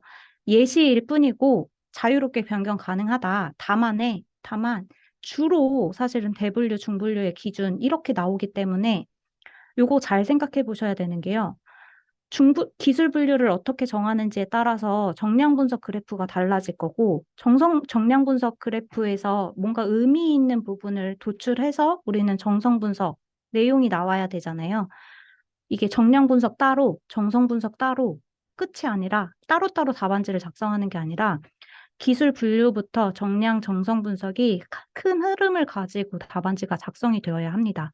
그렇기 때문에 우리가 도출할 수 있는 답이 무엇일지 좀 먼저 기술 내용들을 많이 검토해 보시고, 아, 이런 내용으로 답안지가 작성될 수 있겠네. 우리가 유망한 기술이다, 유력한 기술이다라고 선정할 수 있는 거 어떤 내용이겠구나가 보이신다면 사실 보이기가 참 쉽지 않겠지만 보이신다면 그 내용이 정량 분석에서도 잘 표현될 수 있게 강조돼서 표현될 수 있는 부분으로 분류 기준을 만들어 주시는 게 좋습니다. 그래서 제시되어 있는 거 대분류가 지금 세개죠. 3개 다 쓰실 필요 당연히 없고요. 이 중에 하나만 선택하신다거나 아니면 하나만 선택해서는 안 되겠다. 2개 선택하신다. 할 수 있겠죠. 근데 만약에 3개까지 다 하시면 분석하는 내용이 너무 많아지지 않을까 싶습니다. 그래서 자유롭게 당연히 선택하실 수 있는 부분이 되겠습니다. 여기까지 말씀드리고 정량 분석은 우리 앞서서 배웠던 거 다 그대로 그려주시면 돼요. 얘도 특별히 한정되어 있는 거 없이 기술별, 업체별, 국가별 다 동형 파악하라고 되어 있거든요. 그래서 정량 분석 그대로 진행해 주시면 될 것 같습니다. 이렇게까지 먼저 말씀드리고 그 사이에 벌써 12시 1분이 되었기 때문에요. 네, 여기까지만 우선 답변 드리고 다음 단계로 진행을 해보도록 할게요. 12시부터 지금부터 1시까지 우리는 요 내용 볼 겁니다. 핵심 특허의 심층 분석 방법, 정성 분석 방법에 대해서 소개해 드릴 건데요. 심층 분석, 정성 분석이 무엇이냐? 요거 분석하는 일반적인 단계 다시 한번 팔로우 해보면요. 우선 요거 시작은 우리가 문제 어떤 걸 선택했느냐에 따라서 사전 조사하셔야 되는 기술의 내용이 다 달라지겠죠? 우리가 알고 싶은, 자세히 분석하고 싶은 기술에 대한 내용 잘 익숙하게 알고 계셔야 분석 대상이 되는 그 기술을 잘 알고 계셔야 어디서부터 어디까지 분석을 하실지 범위를 한정하실 수 있고요. 그리고 이거 어떤 관점으로 우리는 분석 앞으로 진행할 건지 관점이 들어가 있는 내용이 기술 트리에 반영이 될 겁니다. 지금 여기 설명하고 있어요. 잠시만요. 네. 사전 조사 단계에서 분석 대상 기술에 대해서 우선 잘 파악해야 된다. 이 기술 최근에 발전이 빠르게 일어난 건지 아주 오래된 기술인지 이 기술 어떤 내용들을 주요 내용으로 담고 있는지를 잘 알고 계셔야 분석 배경과 목적이 파악되셔야 그 다음에 범위 한정하지 않고 전체 특허를 다 검색해서 로우 데이터로 가져갈 것인지 아니면 요 기술 최근 20년 급부상한 내용이기 때문에 20년으로 한정할 것인지 분석 범위가 한정될 수 있습니다. 국가도 한정될 수 있겠죠. 문제에서 아주 특별하게 출원 연도나 국가를 한정하고 있는 게 아니라면 기술에 따라서 여러분들이 기술 가지고 앞으로 하고 싶은 분석해서 제시하고 싶은 내용이 무엇인지에 따라서 국가 출원 연도를 한정하실 수 있을 겁니다. 그 다음에 기술적 관점이 들어간 상태로 기술 트리가 작성되어야 합니다. 우리는 로봇 청소기 안에서도 구조 가지고 검색을 할 분석을 할 것인지 아니면 로봇 청소기 안에 레이더만 집중해서 어떤 기술들이 들어가는지 검토할 것인지 분석할 것인지 이렇게 관점, 내가 하고 싶은 얘기가 무엇인지에 따라서 기술 트리가 대분류, 중분류, 소분류 크게는 이렇게 세 가지로 나뉘게 될 거고요. 기술 분류 트리가 작성이 되었다라고 하면 우리 이거 안에서 주요 키워드 뽑아내고 그 키워드들 어떻게 확장할 수 있는지 유사한 언어들로 확장해 준 다음에 연산자, and or not, 인접연산자, 후방절단자 사용해서 검색식 작성했습니다. 다 기억나시죠? 기술들이 대분류 가지고 하나 가지고 검색식을 작성하느냐 아니면 중분류나 소분류에 해당되는 아주 세부 기술 내용까지도 포함한 각각의 검색식을 작성하느냐 이것도 기술 분야별로 다 달라질 수 있습니다. 만약에 대분류에 해당되는 아주 큰 개념의 주요 키워드만 가지고 하나의 검색식을 작성했다라고 하면 여러분들은 노이즈 제거, 기술 분류 이런 단계들 진행이 돼야 되고요. 만약에 중분류나 소분류 단으로 기술 키워드를 아주 세분화해서 검색식을 각각 작성했다라고 하면 노이즈 제거만 하면 기술 분류는 이미 다 들어가 있다라고 보는 거죠. 근데 이걸 그럼 뭐가 더 좋나요? 하나로 작성하는 게 좋은가요? 아니면 여러 개로 나누어서 작성하는 게 좋을까요? 라고 물으시면요. 이건 진짜 케이스 바이 케이스입니다. 여러분들이요. 이것도 두 개 다 해봅니다. 세부 기술로 나눠서 보니까 분류가 내가 생각한 것처럼 잘 되더라. 이 키워드만으로 기술 분류가 잘 이루어지는 것 같다라고 판단되면 건수가 아무리 많아도 중분류 또는 소분류 단으로 키워드 검색식을 각각 짜셔서 노이즈를 제거만 해주시면 되겠죠. 근데 이게 생각보다 중복된 건이 너무 많다거나 키워드만으로는 기술 분류가 쉽지 않다. 사람이 직접 청구항을 보고 분류해야지만 가능한 내용이다라고 판단되시면 그때는 대분류 기준으로 하나의 검색식을 작성하시면 되는 겁니다. 또는 건수로 판단하실 수도 있겠죠. 하나 했을 때 건수가 더 적절하다. 여러 개의 검색식을 작성해서 그걸 모아놓으니까 출원 건수가 너무 많아서 이거 제 시간 안에 분석하기가 어렵다라고 판단되시면 이것도 판단 기준이 될 겁니다. 네.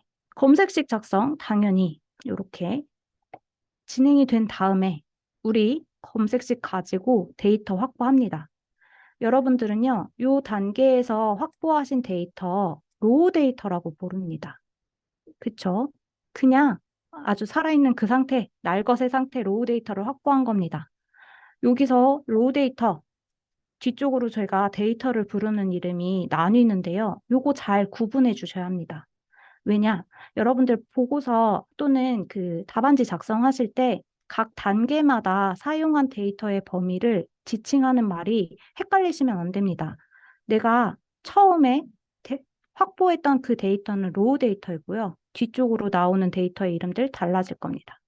요거 각각의 건들마다 각각 부르는 이름마다 건수 변화는 어떻게 이루어지는지 이거 다 답안지 안에 작성해 주셔야 돼요. 네. 우선은 처음 이렇게 검색식으로부터 얻은 데이터, 로우 데이터라고 보고요. 그 로우 데이터 안에 중복 제거해 줍니다. 이거 자동 기능이 있었죠. 윈텔립스엔 중복 제거 기능이 있으니까 이걸 활용해 주셔도 되고 여러 개의 데이터 윈텔립스 말고 다른 곳에서도 다 다운로드 받았다라고 하시면 합쳐주실 때 엑셀을 통해서 중복 제거해 주시면 됩니다. 그리고 나서 우리가 찾으려는 분석하려는 그 기술 분야가 아닌 특허들, 노이즈 특허들 다 필터링해서 제거해 줍니다. 그 다음에 제거가 다 끝났다라고 하면 사실 기술 분류 먼저 해주시든 데이터 표준화 해주시든 상관은 없는데 가능하면 기술 분류한 다음에 데이터 표준화 해주시는 게 더 좋을 것 같아요. 노이즈 필터링 다 하면서 사실 노이즈 제거하시면서 유효 데이터 우리가 앞으로 진짜 분석할 유효 데이터는 기술 분류도 같이 해주는 거죠. 이거 동시에 다 가능합니다. 어떻게? 우리가 데이터 확보한 거 전체 선택해서 이지뷰어나 비교 보기 기능 가지고 청구항 또는 요약 정보 볼 거잖아요. 보시면서 노이즈는 삭제, 유효한 데이터 중에 얘는 어디에 들어가면 좋을지 우리 기술 트리 작성했을 때 각각의 기준 정해져 있을 테니까 그 기준에 맞는 기술인지 바로바로 보시면서 메모 기능 또는 태그 기능 사용해서 기술 분류해 줍니다. 그럼 동시에 노이즈랑 기술 분류가 이루어질 거고요. 그 다음에 모두 다 노이즈 제거랑 기술 분류가 끝났다라고 하면 그때에는 데이터를 엑셀로 다운로드 받아서 표준화 시켜줍니다. 그쵸? 이렇게 해주셔야 이거 순서가 바뀌어야 사실 엑셀 데이터 안에도 분류되어 있는 값이 들어가 있을 테니까 더 좋겠죠. 데이터를 표준화 시켜줍니다. 여기까지 진행하고 나면 우리가 실제로 정량 분석할 그 데이터, 유효 데이터라고 부를 겁니다. 유효 데이터 가지고요. 통계적으로 분석하는 정량 분석 그래프들 자세히 그릴 거죠. 전체적으로 연도별로 얼만큼의 출원권이 나타났는지, 세부 기술 동향 분석, 출원인별로 인연관계나 패밀리 분석, 이런 것들 정량 분석에서 보실 수 있을 겁니다. 정량 분석 모두 다 끝났다라고 하면요. 그 중에서도 우리가 좀 더 자세히 그 내용을 살펴봐야 하는 특허들을 선정하실 텐데 그 내용을 선정하신 특허를 그때는 핵심 특허라고 부를 겁니다. 로우 데이터, 유효 데이터, 핵심 특허. 나왔죠? 여기 유효 데이터, 유효 특허 이렇게 부를 수도 있겠죠? 유효 특허, 핵심 특허 선정합니다. 이 핵심 특허는요, 문제에서 정해주기도 해요. 주요 출원인별로 2건씩 핵심 특허를 선정하시오. 또는 국가별로 중요하다고 판단되는 기술별로 핵심 특허를 몇 건 선정하시오. 건수가 정해져 있는 경우가 있거든요. 그러실 때에는 그 건수 꼭 포함해서 이상을 선택하시면 이상을 선택했지 그 이하는 안 됩니다. 문제에서 원하는 조건 만족시킨 다음에 거기에 플러스 알파 핵심 특허를 선정해 줍니다. 그 다음에 그 핵심 특허들을 자세히 살펴볼 건데 그게 정성 분석이 되겠습니다. 앞으로 정성 분석은 어떤 내용들을 주로 보게 되는지 분석에는 어떤 것들이 있는지 소개해 드릴 거고요. 이렇게 분석한 내용까지 포함해서 보고서 작성, 답안지 작성이 될 겁니다. 지금 제가 각각의 단계마다 데이터의 이름 달리 말했잖아요. 우선 로우 데이터 확보, 국가별로 몇 건씩 진행됐는지 건수가 나올 거고요. 그 다음에 노이즈를 제거했더니 어떤 기준의 노이즈 제거했더니 몇 건이 제거. 1차 노이즈 제거하면서 몇 건이 없어졌다. 그래서 최종적으로 유효 특허 건수 몇 건인지, 그래서 정량 분석에 활용된 유효 특허 건수가 몇 건인지 나오겠죠, 보고서에. 그 다음에 전체적으로 본 거, 그 중에서도 핵심 특허는 몇 건 선정했는지, 이 몇 건은 출원인별로 몇 건인지 아니면 기술 분류별로 몇 건인지, 이런 정보들도 함께 보고서에 들어갈 겁니다. 핵심 특허, 장벽 특허, 이런 단어들이 나오는데요. 장벽 특허도 또 핵심 특허와는 좀 다른 개념입니다. 이거 뒤쪽에서 한번 나올 거니까 다시 천천히 소개해 드릴게요. 이렇게 분석하는 단계의 거의 마지막이라고 볼 수 있겠죠.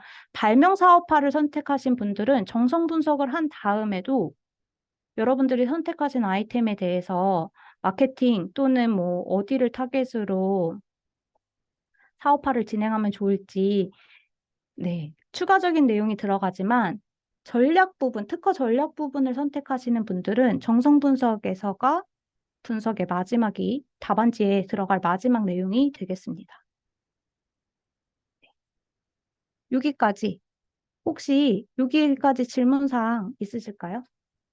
여기는 거의 리뷰에 가까워서 추가 질문사항 없으시겠죠? 잠시만요. 문제 DM 주신 분이 계시네요. 요거는 DM 주신 거는 제가 조금 있다가 시간 될 때 답변 드리겠습니다. 요거는 지금 답변 드리기는 어려운 부분이네요. 네. 다른 질문 사항 없으신 것 같아서요. 구체적으로 정성 분석을 뭘 말하는지 개요부터 진행을 할게요. 심층 분석, 정성 분석이라고 하면요. 우리 이제까지 양적인 걸 봤잖아요. 정량 분석에서. 정성 분석에서는 특허 문헌 안에 들어가 있는 내용을 파악하고 기술과 관련된 내용 파악하고요. 분석하는 걸 의미합니다.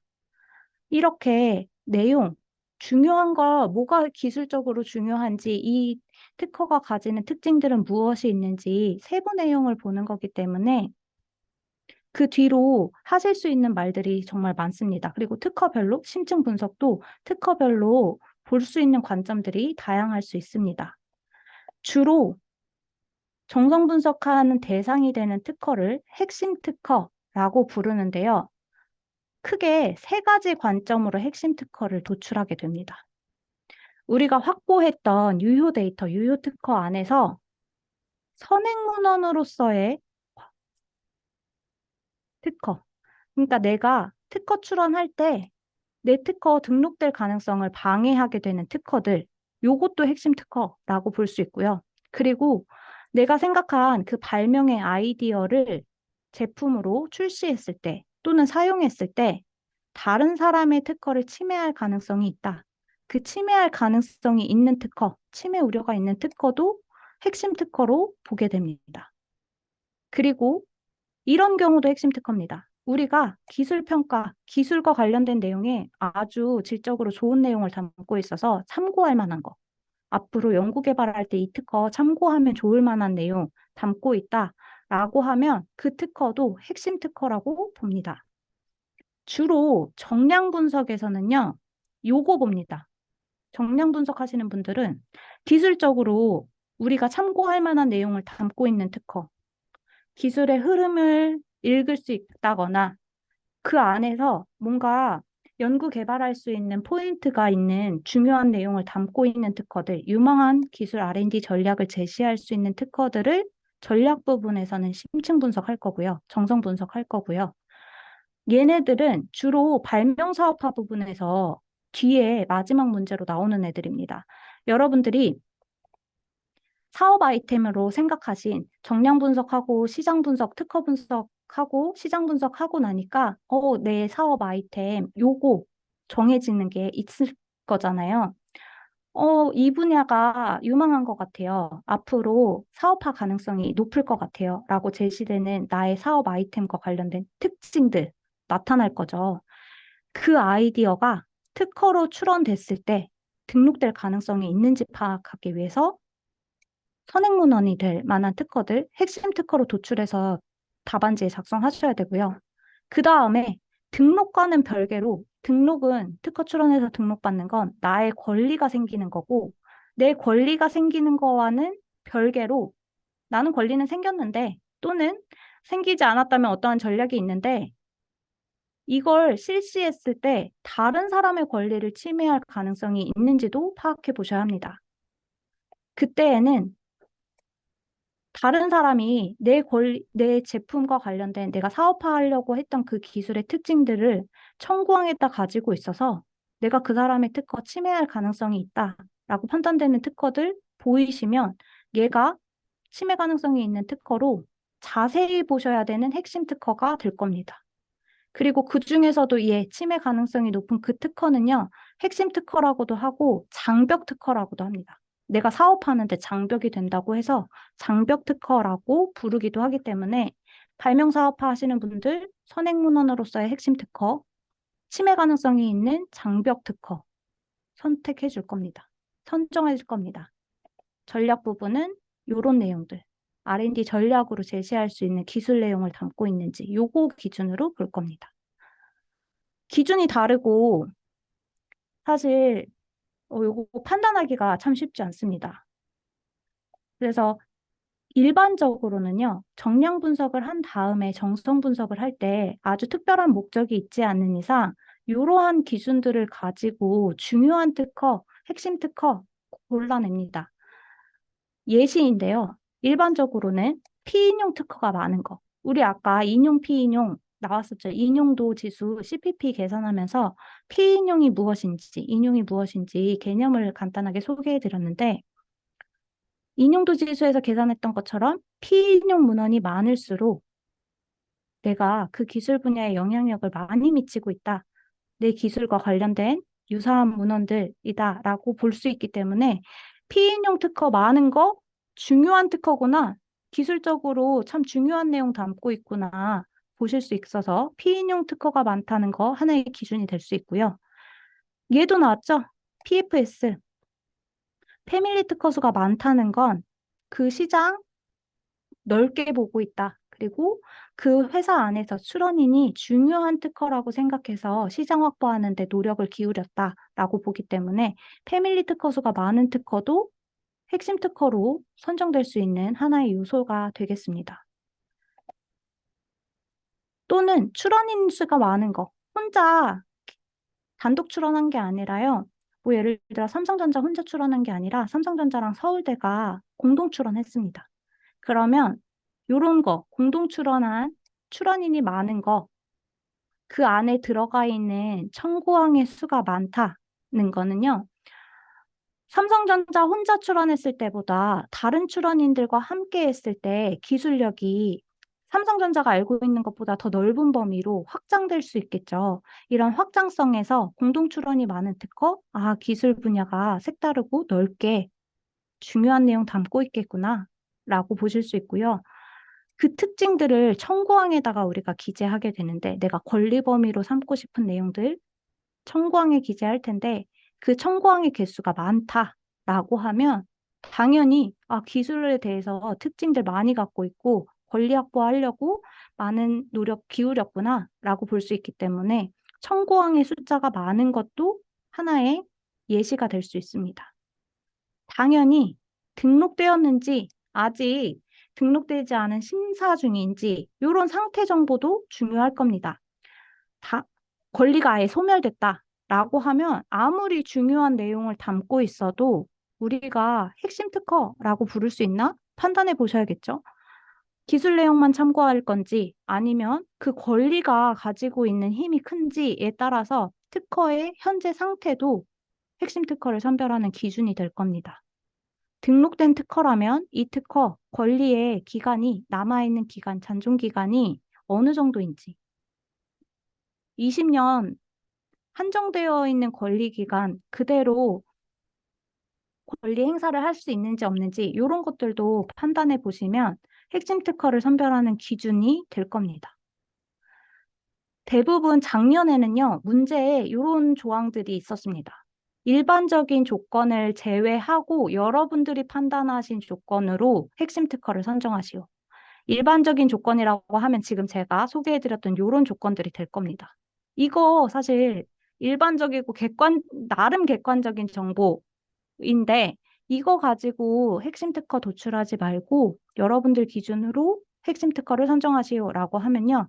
진짜 한 건 한 건 중요한 기술 내용을 담고 있는 거 아니면 이거 이외에 여러분들이 생각하기에 이런 요소를 판단했을 때 특허의 질과 영향력을 더 좋은지 안 좋은지 판단할 수 있을 것 같은데 라고 생각하는 요소들 그런 것들을 제시하는 것도 문제였습니다. 그런데 오늘 여러분들이 선택하신 문제라고 하신 거에는 그런 조건의 한정은 없었어요. 제가 아직 다 아주 자세히 보지는 않았기 때문에 네. 여러분들이 각자 문제 안에서 그런 조건이 들어가 있는지도 다시 한번 확인하셔야겠죠. 정성 분석을 해야 할 때 일반적인 조건을 제외하고 기준을 새로 만들어야 하는지 아니면 일반적인 조건 써도 된다는 한정 조건이 따로 없는지 이것도 판단해 보시고 여러분들이 정성 분석을 하실 때 유효한 특허, 핵심 특허로 선정하실 때 이런 항목들을 활용해 보시면 되겠습니다. 그리고 나서 사실 중요한 거는 여기에 해당되는 주요한 내용들을 담고 있는 기술 내용, 청구항을 기준으로 기술 내용을 보고 선정하시는 게 가장 중요합니다. 이런 조건들은 그냥 객관적인 항목을 예시로 든 거고요. 실제로는 정성 분석을 해서 전체적으로 여러분들이 말하고 싶은 결과물을 흐름을 가지고 정성 분석한 내용을 가지고 답안을 도출해야 되잖아요. 일관된 답을 도출하셔야 되잖아요. 그렇기 때문에 얘는 그냥 참고적인 사항. 그 안에 가지고 있는 내용이 더 중요합니다. 이렇게 봐주시면 되겠고요. 그 내용 여기 들어가 있네요. 내용 볼 때 여러분들이 참고하셔야 되는 사항. 대상 기술 대비 매우 유사한 목적이나 구성을 가진 특허. 이거는 발명 사업화 부분에서 아예 구체적으로 특허 번호 준 경우. 특허 번호 아예 제시하고 이 특허 대비해서 이 특허가 사업화했을 때 가능성이 있는지 없는지 뭐 이런 거 판단할 때는 그게 대상 기술이 될 거고요. 이거와 유사한 목적이나 구성을 가진 특허인지를 판단해 보시면 되겠고, 기술적 효과가 우수하다고 판단되는 특허. 사실 출원된 우리 데이터 안에는 다들 기술적 효과가 있다라고 표기할 겁니다. 그렇기 때문에 그 안에서 우수하다고 판단되는지, 어떤 기준으로 여러분들은 우수하다고 판단했는지 기준을 세우신 다음에 선택해 주시면 되겠죠. 그리고 매우 간단한 구성 요소로 독립항이 구성된 특허. 이거는 권리 범위와 매칭될 수 있습니다. 뒤쪽에서 침해 이슈에 대해서 소개해 드릴 건데요. 오후에 그때 설명을 들으시면 이게 무슨 말인지 이해가 되실 거예요. 특허 청구항이 여러분들이 만약에 특허를 출원한다라고 했을 때 권리 범위로 확보하고 싶은 정말 중요한 내용은 발명의 상세한 설명이 없고요. 청구항이 있습니다. 발명의 상세한 설명에도 사실 있죠. 청구항의 내용을 자세히 설명한 거니까. 근데 그 안에는 워낙 많은 기술 내용들이 상세히 들어가 있으니까 이 중에서 뭐가 중요한지 판단하기가 어려우셨다면 청구항 보시면 됩니다. 청구항이 그 발명자, 출원인이 내가 권리 범위로 갖고 싶다고 심사관에게 심사 요청하는 내용도 들어가 있고요. 그래서 심사관이 너의 권리다라고 인정해준 범위도 그 안에 들어가 있습니다. 그렇기 때문에 청구항의 구성 요소가 참 중요한데 그 구성 요소 작으면 작을수록 개수가 작으면 작을수록 간단하면 간단할수록 나의 권리 범위는 넓어집니다. 그렇기 때문에 이런 거 권리 범위와 매칭되는 독립항의 구성 요소가 어느 정도 들어가 있는지 요거 보시면 좋고요. 그리고 당연히 요거는 발명 사업화 부분에서 고려하시면 좋을 만한 내용이죠. 요것도 요거. 권리가 존재하고 권리의 유효성에 대한 분쟁 여지가 있는지 보는 거 요거는 여기였습니다. 이거 침해 가능성 있는지 판단할 때. 사실 선행문헌이나 연구원이 활용할 만한 기술적인 사항들은 권리 범위가 살아있는지 없는지 의미가 별로 크지 않습니다. 권리가 없어도 이미 공개되어 있는 자료로서의 의미가 있기 때문에 권리 범위, 권리 잔존 기간 뭐 이런 것들 고려 안 하셔도 됩니다. 침해 가능성을 판단할 때에는 권리가 살아있는 특허고 권리 기간 남아있는 기간이 길수록 나한테 위협적이겠죠. 그렇기 때문에 그럴 때에는 권리가 존재하는지 그 유효성이 나한테 영향을 미치는지 요거를 기준으로 기술 내용들을 파악하신 다음에 핵심 특허로 선별해 주시면 됩니다. 어렵죠? 네. 이렇게 선정해 주시고 핵심 특허 선별한 기준 중에 뭐 이런 것들도 되겠습니다. 앞서서는 정량적인 거, 정성적인 기준 소개해 드렸는데 아예 그 기술 분야에서 중요한 키플레이어다. 자동차 분야에선 현대자동차지, 우리나라에서는. 그쵸? 뭐, 주요 국가에서의 주요 출원인들, 탑5, 뭐, 이런 사람들의 특허들을 집중적으로 보겠다. 이런 것도 핵심 특허로 선별하는 기준이 될 겁니다.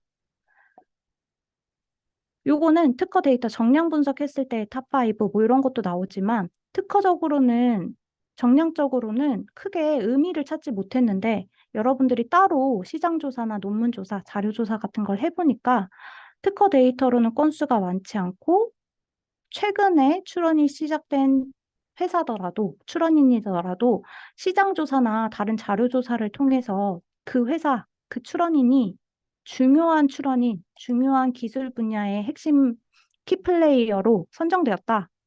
볼만하다라고 하면 그 기준을 가지고 핵심 특허 선별해 주시면 될 겁니다. 이렇게 다양한 기준, 여러 가지 기준을 가지고 여러분들은 핵심 특허를 선별해서 정성 분석이라는 것을 할 건데요. 정성 분석은 우선 요지 리스트 작성으로 시작이 됩니다. 어떤 특허를 받는지 아주 구체적으로 특허 건수가 정해지잖아요. 그 특허들의 핵심 서지사항이나 청구 내용을 한눈에 파악할 수 있도록 정리할 겁니다. 그 정리된 내용 안에는 이런 것들이 포함되어야겠죠. 권리 분석한 내용. 핵심 특허 청구항에 어떤 구성 요소들이 있는지 이런 것들 분석해서요. 내가 이거 분석한 이유, 핵심 특허의 구성을 분석한 이유 같이 검토 결과에다가 넣어주셔야 합니다.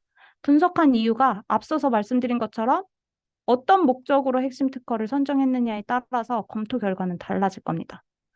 구성 요소를 판단하고 침해 가능성을 판단했으면 내가 이 특허 확실하게 침해인지 아닌지 이거 내가 선행문헌으로 찾은 거라면 이 특허의 어느 부분으로 인해서 내가 등록 가능성이 낮아졌는지 이런 관점을 가지고 권리 분석할 거고요.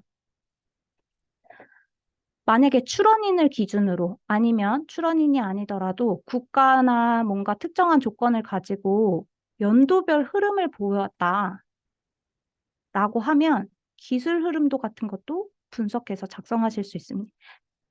할 수 있습니다. 출원인이 가지는 특허들을 쭉 살펴봤더니 핵심 주요 탑5 주요 플레이어라고 해서 그 출원인이 가지는 특허를 봤더니 연도별로 어떤 구성들의 특징이 있었는지 요것들을 나열하면서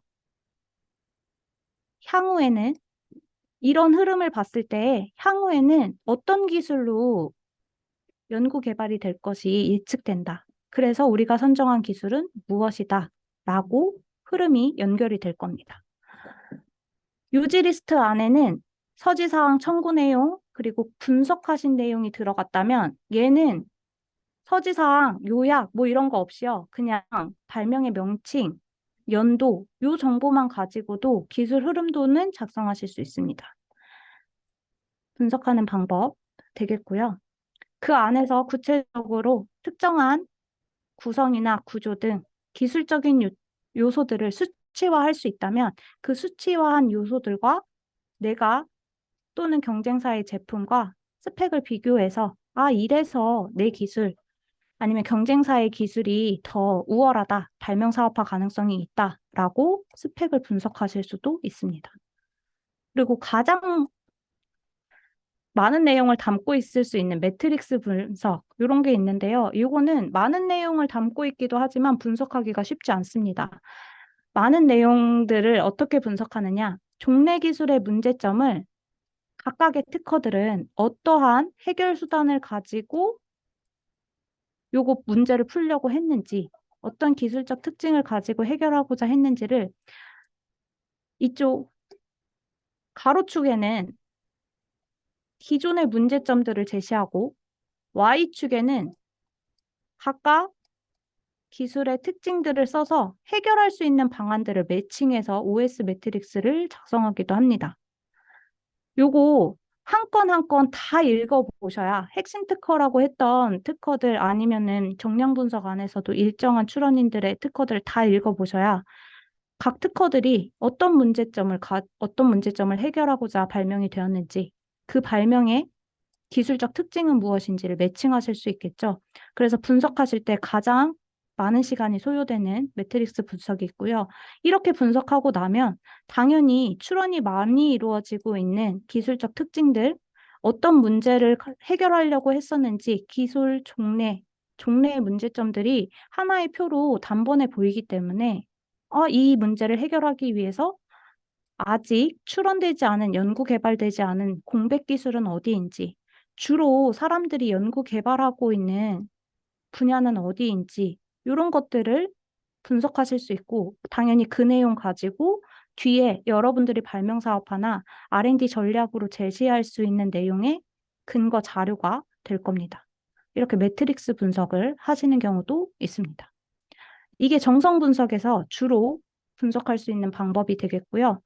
앞에 요지 리스트를 작성하는 거 제일 쉬워 보이죠? 사실 이거는 자동으로 일부 서지사항과 청구 내용을 컨트롤 C, 컨트롤 V 하셔야 되는 내용을 자동으로 작성해주는 기능이 윈텔립스에 포함되어 있기 때문에 여러분들은 요거 요지 리스트 만드시느라고 시간을 허비하지 마시고 각각의 건들 권리 분석하는 데 집중하시면 되겠고요. 권리 분석한 내용, 검토한 내용을 요지 리스트에 담는 건 자동으로 할 수 있다. 그리고 나서 기술 흐름도도요. 여러분들이 어떤 출원인을 기준으로 또는 연도별로 어떤 특허들을 흐름을 볼 것인지만 정해지면 기술 흐름도 작성하는 건 그렇게 크게 어렵지 않습니다. 이것도 윈텔립스 안에서 자동으로 그려줄 수 있는 기능들이 있기 때문에 활용하실 때 어떤 기능 보면 되는지 뒤쪽에서 소개해 드리도록 할 거고요. 어려운 거 요거다. 내가 답할 수 있는 내용 무엇인지 내가 답안지에 어떠한 조건들이 들어가야 되는지 체크해 보시고 요거는요. 아마 발명 사업화 하시는 분들은 필요하지 않을까 생각되는 분석 방법 중에 하나입니다. 네. 이렇게 심층 분석하는 방법들 아주 일반적인 내용들을 쭉 리뷰해 드렸고요. 다시 한번 나오죠. 핵심 특허를 추출하는 방법. 이거는 그냥 일반적인 내용이라서 앞에서 소개해드렸던 거 사실 거의 그대로입니다. 그리고 여러분들이 이걸 그대로 선택하시면 안 된다. 이 중에서도 내가 중요하게 생각하는 요소들 판단하셔서 골라서 사용해 주셔야 한다. 이거 전체 다 선택하는 게 아니라 중요한 팩터들 선택해 주시고 여기에 플러스 알파, 우리 팀은 어떤 기준을 가지고 작성했는지 추가적인 조건도 기재해 주셔야 합니다. 우선 특허 수 많으면, 양적으로 많으면 특허 활동 활발하다. 아, 여기 관심이 참 많구나. 이 기술 분야의 이 출원인은 관심이 많구나. 이런 내용들 볼 수 있기 때문에 특허 수도 중요한 팩터 중에 하나고 피인용 수도 우리 아까 계속 얘기하고 있었죠? 내가 우수한 내용을, 기술적 내용을 담고 있다면 나를 따라서 유사한 기술 분야 연구 개발할 때 내 특허 참고될 가능성이 높으니까 질적인 수준을 판단할 수 있는 요소로 피인용 특허가 많은 거. 그리고 패밀리 특허 수가 많다는 것도 중요한 팩터였다. 기억나시죠? 시장 확보 어느 정도 했는지 그 기업에서는 이 특허 얼만큼 시장이 넓다고 판단했는지, 어느 시장을 타겟으로 했는지 이런 요소들을 볼 수 있는 거다. 공동출원, 기술 혁신, 우리 회사만의 기술이 아니라 다른 회사, 다른 학교와의 조인으로 기술 혁신이 얼마나 활발하게 이루어졌는지 이런 것들을 판단할 수 있기 때문에 공동출원인인지도 본다. 사업화와 관련해서는 이 특허가 등록된 특허인지, 현재 심사 중인 특허인지, 권리가 어느 정도 확보되어 있는 건지 이런 것들도 주요 팩터로 볼 수 있다라고 소개해 드렸고요. 이거와 유사하게 공개되어 있는 그냥 일반적인 심사 중이나 소멸된 특허보다는 등록 특허를 대상으로 분석하는 경우 정량 분석에서도 있었죠. 그 정량 분석의 지수, 정량 분석은 아니지만 지수를 할 때 미국의 등록 특허를 기준으로 분석하는 거 있었으니까 그거 생각해 보시면 공개 문헌보다는 등록 특허 문헌, 등록된 특허가 좀 더 중요하게 판단된다. 그리고 청구항의 수는 많고 청구항에 들어가 있는 구성 요소는 작을수록 중요한 특허일 가능성이 높다. 권리 존속 기간 많이 남아 있을수록 나한테 불리하겠죠? 패밀리 특허가 많긴 많은데 얼만큼 많으냐? 3개 국가 이상이냐? 5개 국가 이상이냐? 일정한 조건을 가지고 국가 수를 하나의 조건으로 핵심 특허 추출하실 수 있습니다. 나를 인용하고 있는 특허의 수를 본 게 피인용 수였다면요. 비특허 논문 문헌 수도 이것도 하나의 팩터가 될 겁니다. 산업상의 이용 가능성이 있는 걸 특허 출원하고요. 산업상의 이용 가능성은 없지만 연구 개발하신 내용에 대해서 우리 논문으로도 많이들 공개하잖아요. 그렇기 때문에 이와 관련된 기술 분야, 비특허, 논문 수로는 얼만큼 많은지 이런 것도 주요 팩터로 고려해 볼 수 있다. 다시 한번 정리해 봤습니다. 이것들을 각각 이렇게 기준을 나눕니다. 이거, 그래요. 뭐, 권리 존속 기간 여부 중요하죠? 이렇게 끝나는 게 아니라 권리 존속 기간이 남아있는 특허들을 뽑았습니다. 핵심 특허로 도출했습니다. 이거 아니라 특허 유지 기간 앞으로 1년 남았다. 뭐 2, 3년 남았다. 각각 구간을 한정해서 그 구간마다 가산점을 준다거나 아니면 우리는 5년 이상 남은 특허들 대상으로 검토하겠다. 라든지 특정한 기준을 마련해 주시고 그 기준에 따라서 우리가 선택한 특허 몇 건인지 이런 것들 기재해 주시면 됩니다.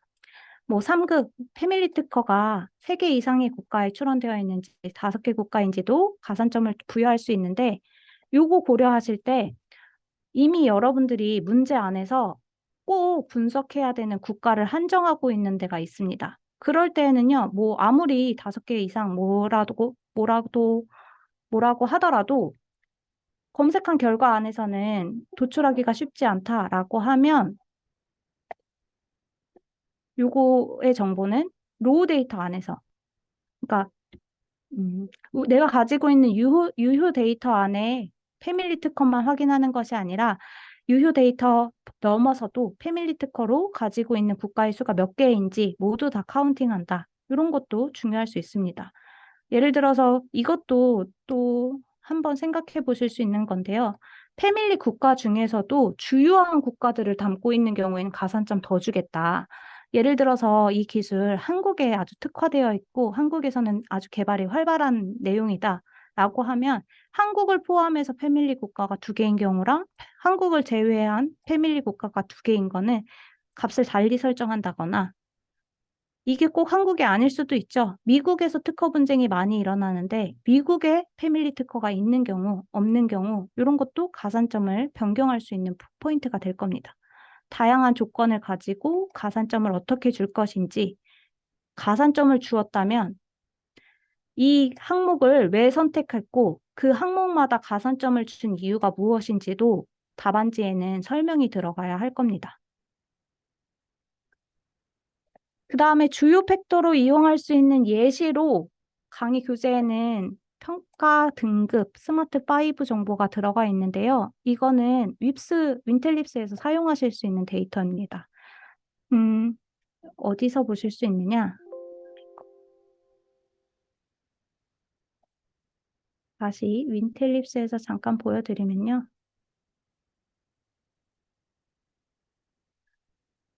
등록 특허의 경우에는 이렇게 특허 평가 탭이 활성화되어 있는 경우가 있습니다.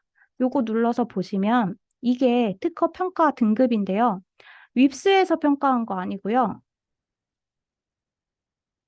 한국발명진흥회 특허청 산하기관입니다. 거기에서 등록된 특허 기준으로 분석했고 크게 3가지 항목을 봤습니다. 권리성, 기술성, 활용성. 권리 범위가 얼마나 넓은지, 그리고 기술적으로 얼마나 선도하고 유망한 기술을 담고 있는지, 비즈니스에 활용되는 정도는 높은지 낮은지, 이런 걸 가지고요.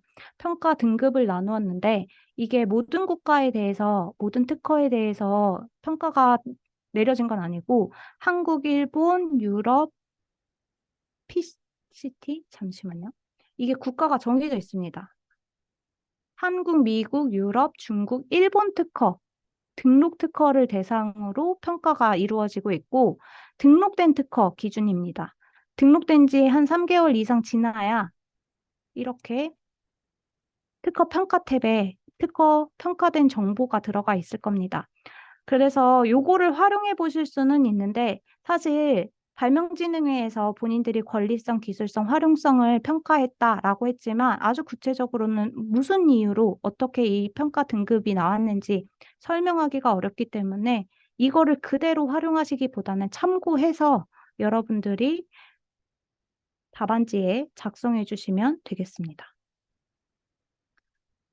이런 주요 팩터들을 만들었다라고 하면 여러분들 당연히 우리 엑셀 다운로드 받은 거에다가 추가해가지고 이러한 가산점 또는 우리가 봐야 하는 조건들, 이런 것들을 엑셀에다가 넣어서 몇 점 이상 또는 상위 몇 번, 몇 점까지 받은 상위 주요한 특허 건들, 이런 것들을 핵심 특허로 선별했다 하는 과정들을 자세히 소개해 주시고 그 기준들 이렇게 넣어서 계산할 수 있다라는 예시이고요. 사실 이렇게 계산하시는 거 발명 특허들 계산하신 값들 보고서에는 자세히 당연히 써주셔야 되는데 엑셀로 꼭 만드실 필요는 없습니다. 네. 혹시 계산하기 위해서 엑셀 파일을 만들었다라고 하면 우리가 이미 정량 분석할 때 썼던 그 데이터 안에다가 새로운 시트 또는 그 데이터, 유효 데이터 안에다가 새로운 열을 만들어서 넣어주시는 게 좋을 것 같고요. 아까 중간에 DM으로 질문 주셨을 때 그냥 하나의 시트에다가 그래프 다 그리는 것도 다 가능할 것 같은데 왜 각각의 시트를 나누나요? 아니면 왜 버전 관리를 왜 하나요? 라고 문의 주시는 분들이 계셨어요. 요거 작년에는요, 문제 안에 아예 엑셀 파일도 같이 제출하라 이런 데가 있었거든요. 만약에 문제 안에 제시되어 있지 않더라도 여러분들이 1차 서류 전형에 합격하시고 발표하실 때, 발표 심사하실 때에는 이 자료를 요구하는 곳도 있을 수 있습니다.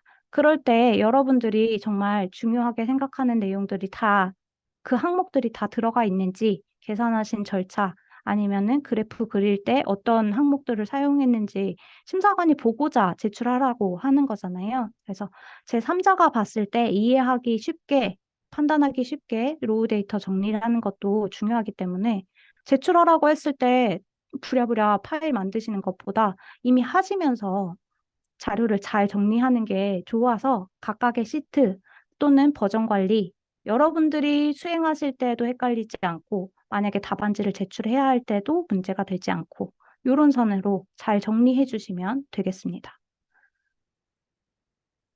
이제는 아주 구체적으로 각각의 핵심 특허로 뽑았던 내용들, 요지 리스트는 어떻게 작성하면 될지, 요지 리스트 안에 들어가는 항목들, 그리고 권리 범위 분석한다면 뭐가 분석 범위인지 구체적인 내용을 들어갈 건데요. 요거는요, 점심 식사하고 2시부터 진행하겠습니다. 지금 45분이니까요. 우리 지금부터 점심 식사 시간 갖고요. 2시에 다시 오후 강의 시작하도록 하겠습니다. 네.